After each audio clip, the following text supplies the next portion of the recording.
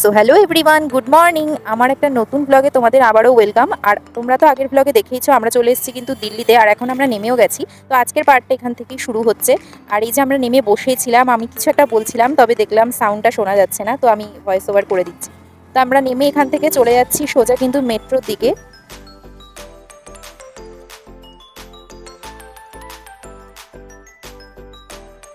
তো এখন কিন্তু ওই 6:30 6:45 মতোই বাজে, তবে মেট্রোর এখানে তো প্রচুর ভিড় ছিল, তো সমস্ত ফর্মালিটিস মিলিয়ে আমরা চলে এসেছিলাম কিন্তু মেট্রো স্টেশনে।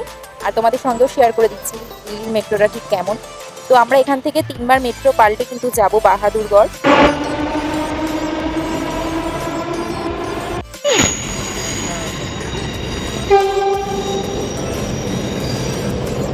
তো রেড লাইনের মেট্রো পাল্টে আমরা কিন্তু এবার ব্লু লাইনে উঠছি, তারপরে চলে যাব গ্রিন লাইনে। আর এই সকাল সকাল পুরো বিধ্বস্ত অবস্থায় আমরা পৌঁছে গেছি বাহাদুরগড়ই, হ্যাঁ।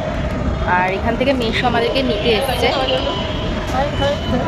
তো মাসি বাড়িতে আসার পরে আমরা একটুখানি খাওয়া দাওয়া করে স্নান টান করে রেস্ট নিয়েছিলাম। আর এখন কিন্তু বাজারের দিকে যাচ্ছি। এখন যাচ্ছি বাজারের দিকে।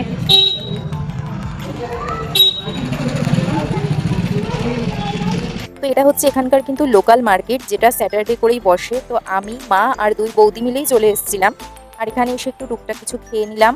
ফুচকা খেয়েছিলাম, যেটা এখানে গোলগাপ্পা বলা হয়। আর বাড়ির জন্য কিন্তু নিয়ে আসা হয়েছিল ছোট্ট ছোট্ট সিঙ্গারা।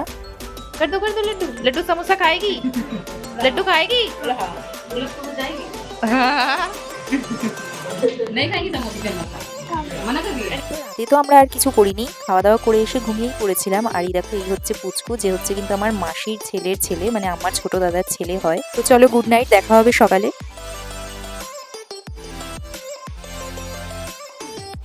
সকাল আমরা রেডি হয়ে বেরিয়ে পড়েছি। এবার ওই মাসির বাড়ি যাবো, দেন যাবো ঘুরতে। সকাল সকাল রেডি হয়ে বেরিয়ে পড়েছি, আর এখন যাচ্ছি কিন্তু রনমাসির বাড়িতে। আর যে মাথাটাও, চলো ওখানে গিয়ে তোমাদের সঙ্গে দেখা হবে।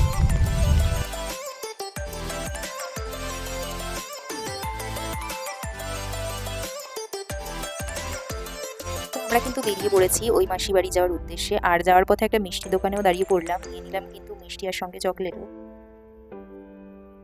তো যেহেতু অনেক বছর আগেই আসা হয়েছিল, আর এখন তো মাসিরা বাড়িটাও চেঞ্জ করেছে, মানে এখন অন্য বাড়ি কিনে নিয়েছে।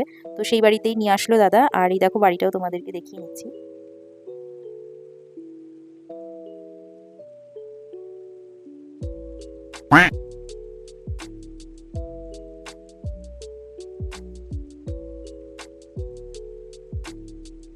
আয়না দেখে আমাকে আর কে পায়, আমি তো একটুখানি মিরর সেলফিও তুলে নিলাম, মানে ভিডিও করে নিচ্ছিলাম আর কি। দেন চলে গেলাম আমরা ছাদের দিকে। 3তলার উপর থেকে ভিউটা কিছুটা এরকম ছিল। তো বেসিক্যালি এই মাসি বাড়িটা কিছুটা টাউনের দিকে, যার কারণে অলিগুলিগুলো খুব জমজমাট। আর আমরা খানিকক্ষণ বসার পরে ব্রেকফাস্টও করে নিলাম, যদি আমরা করেই এসেছিলাম। বছর পরে সবার সঙ্গে দেখা হয়ে তো খুবই ভালো লাগছিল। আমরা এখন মাসি বাড়ি থেকে বেরিয়ে গেছি, আর এখন যাচ্ছি ঘুরতে। প্রথমে মনে হয় লালকেল্লা থেকেই যাব। তো ওখানে গিয়ে তো তোমাদের সঙ্গে শেয়ার করব। আমি তো এর আগেও গেছি, তবে এবার আবার যাচ্ছি অনেক বছর পরে। দেখি কি কি কেমন কি ঘুরি না ঘুরি।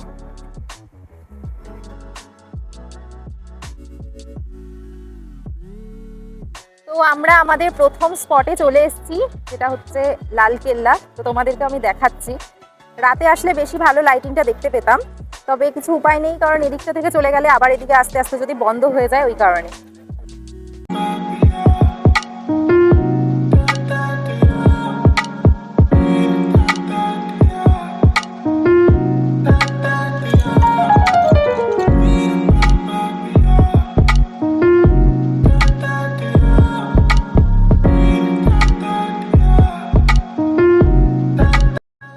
আমরা ভিতরে এন্ট্রি করে নিয়েছি।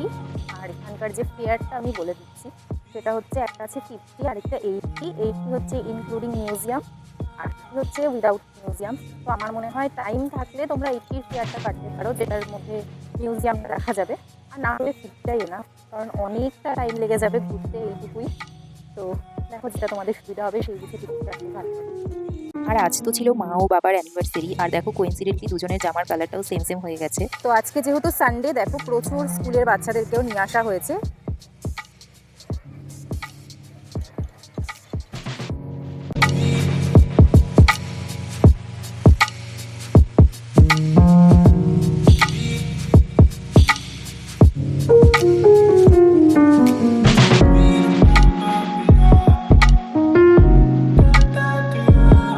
কোথায় এসছো এটা? লালকেল্লা। কেমন লাগছে? খুব সুন্দর জায়গা, মনে তুমি তো আগেও এসছো। আমি বহুবার এসেছি। চলো এখন অন্য জায়গায় যাই। চলো যাই। তো আমরা কিন্তু ভিতরেই 1 ঘন্টা 10-15 মিনিট বা বড় জোরে 1.5 ঘন্টা মতোই ছিলাম, তবুও বেশি কিছুটা ঘুরিনি, তাতেই এত সময় কেটে গেছে।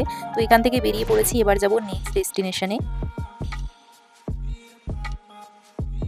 আসলেই দিল্লি শহরটা এত সুন্দর আর এত ঘোরার জায়গা, তবে বেশ দূরে দূরে, যার কারণে একদিনে না সবটা কভার করা সম্ভব নয়। তবে আমরা যতটুকু সম্ভব আজকে করব, দেখা যাক কতটুকু হয়। যেহেতু আমার দুটো মাসি বাড়ি এখানে, তো রিলেটিভস থাকার কারণে আমাদের ঘুরতেও প্রচুর সুবিধা হয়। তো এখন আমরা চলে এসেছি অক্ষরধাম টেম্পেলে। তবে এখানে তো ক্যামেরা বা ফোন কিছুই অ্যালাউড নয়, তো ভিতরে কোনো ভিডিও বা কিছুই আমি করতে পারিনি। তো ওই যে দূরে আমি হাত দিয়ে দেখাচ্ছি, ওখানেই কিন্তু রয়েছে মন্দিরটা। এবার আমরা ব্যাগ ফোন এগুলো জমা রেখে তবে ওদিকে যাব। তো বেশ অনেকটা সময় আমরা কিন্তু অক্ষরধাম টেম্পেলে ছিলাম, আর ভিতরে তো ক্যামেরা অ্যালাউড নেই, যার জন্য আমি ভিডিও করতে পারিনি।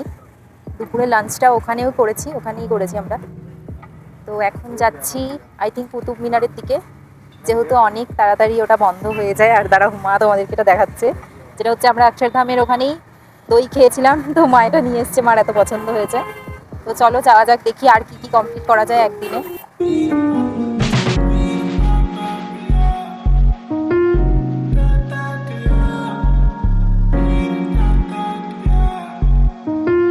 তো একটা লম্বা ঘুমিয়ে নিয়েছি গাড়ির মধ্যেই, আর চলে এসেছি আমরা কুতুব মিনারে।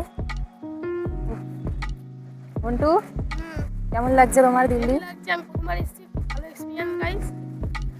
ভালো লাগছে। মন্টুকে দিকে আসো। অক্ষরধাম বা যে কোনো কিছুতেই ঢোকার আগে দিল্লিতেই একটা সিস্টেম রয়েছে, যেখানে তুমি অনলাইনেও টিকিট কেটে নিতে পারো। তো ওই কারণে আমি দেখিয়েও দিলাম একবার। তো দিল্লির ফেমাস জায়গাগুলোর মধ্যে এটিও কিন্তু অন্যতম, তো এটা তো আমাদের লিস্টে ছিলই।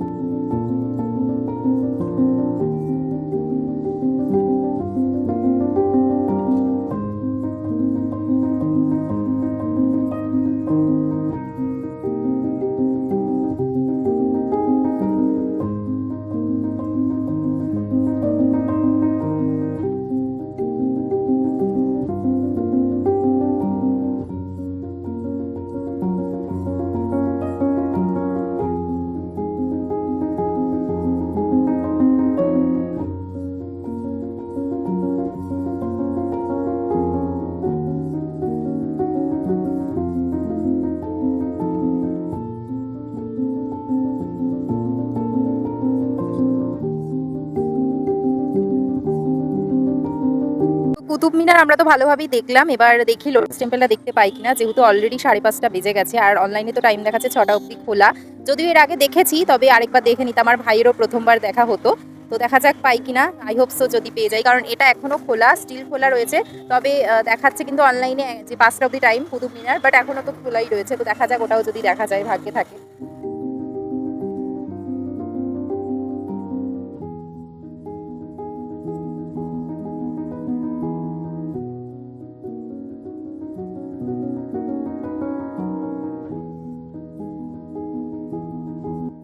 তো এবারের মতো আর দেখতে পেলাম না লোটাস টেম্পল। এখন আমরা বাড়ির দিকে ফিরছি, মানে মাসি বাড়ির দিকে। তো দেখি কতক্ষণ সময় লাগে। দিল্লি পৌঁছানো থেকে শুরু করে আমরা কোথায় গেলাম, আজকে কোথায় কোথায় ঘুরলাম, সবটুকুই এই ব্লগের মধ্যে রয়েছে। আর নেক্সট কি কি করছি না করছি সেটা পরের ব্লগে থাকবে। তো আজকের মতো টাটা বাই। আর যদি ভালো লেগে থাকে please do like, comment, share, subscribe.